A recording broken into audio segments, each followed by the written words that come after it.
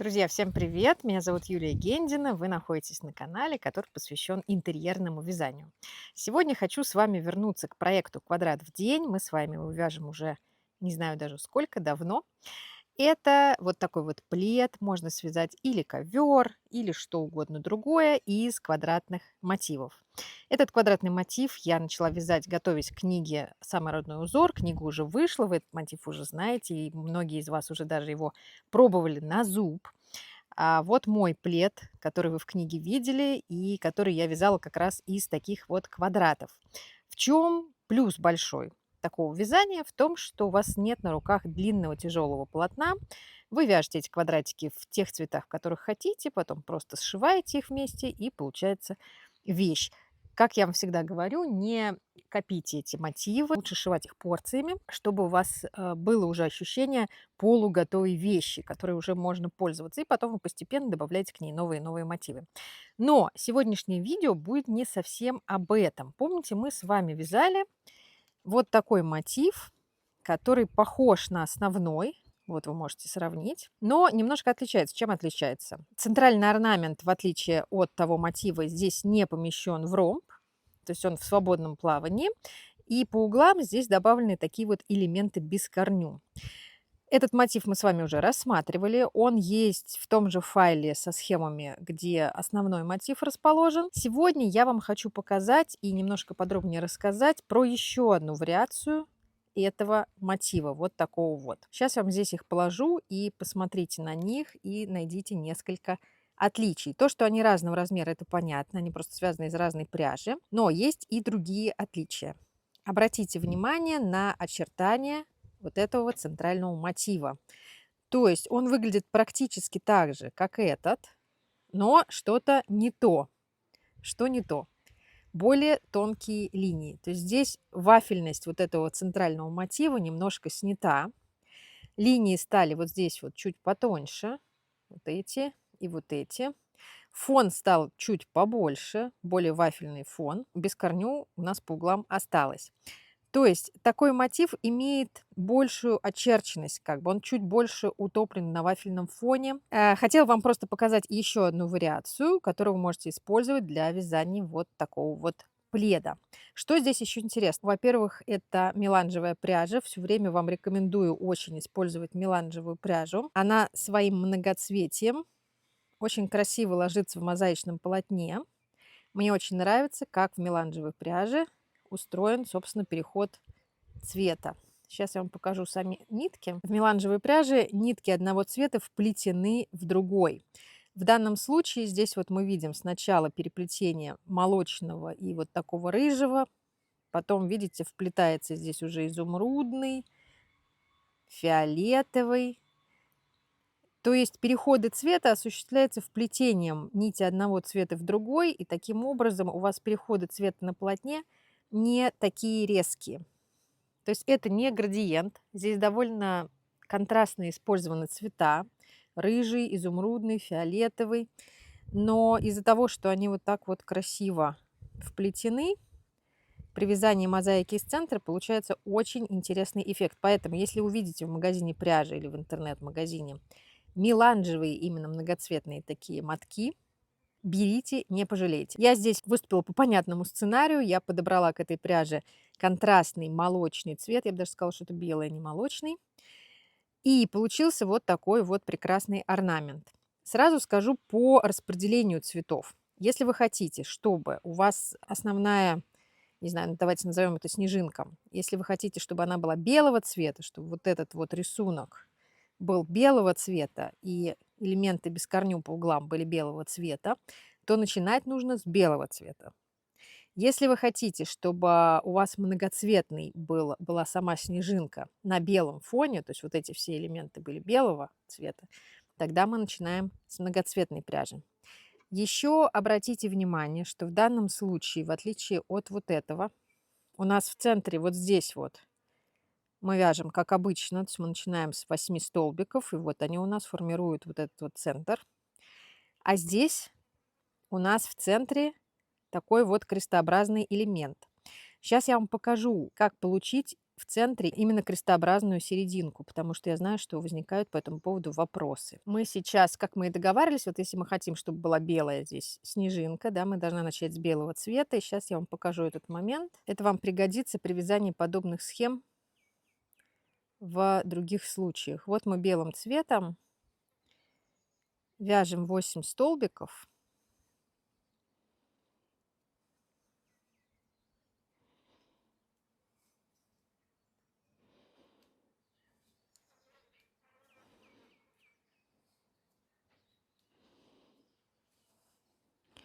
Связали 8 столбиков, затягиваем кольцо, но затягиваем кольцо не до конца. Сейчас вы поймете, почему не до конца. Чуть-чуть вот такую небольшую дырочку оставим. Соединяем, как обычно, в первый столбик.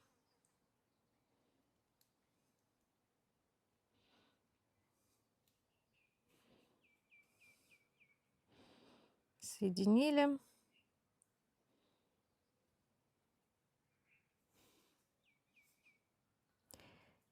Теперь берем нить контрастного цвета.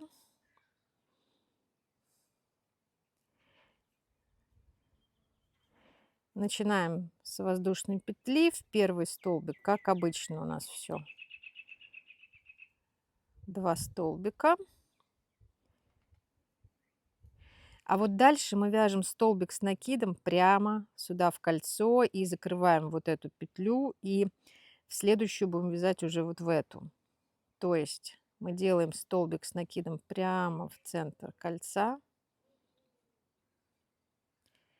И дальше в следующую петлю, в дальнюю стенку вяжем 3 столбика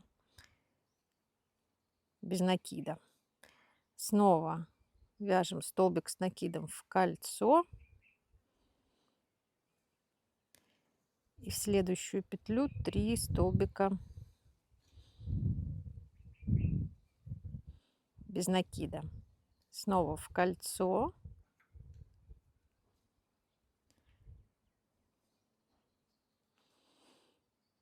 Три столбика без накида. И последний столбик с накидом в кольцо. И завершаем первый угол столбиком без накида. Соединяем ряд. И далее вяжем по схеме, как мы привыкли с вами, как мы умеем. Мы теперь можем вот эту серединку затянуть. И вот мы связали вот этот вот элемент. Вот у нас вот этот крестик. И дальше у нас по схеме идет вот обвязка контрастным цветом. Мы ее делаем уже привычным нам образом.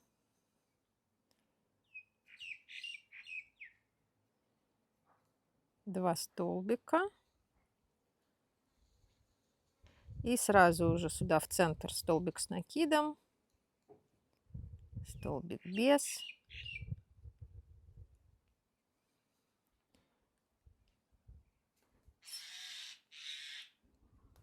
Столбик с накидом. 3 столбика в угол.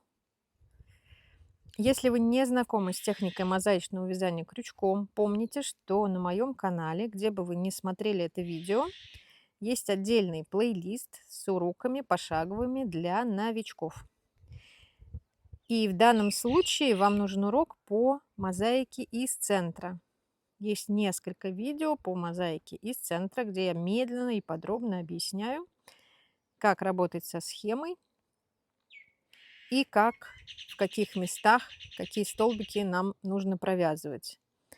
Сейчас я просто хотела вам ответить на частый вопрос, каким образом у нас в центре можно получить вот эти вот крестообразные фигуры, потому что для некоторых схем они критичны. Критичны, чтобы сразу был в центре мотива вот такой вот крестообразный нюанс.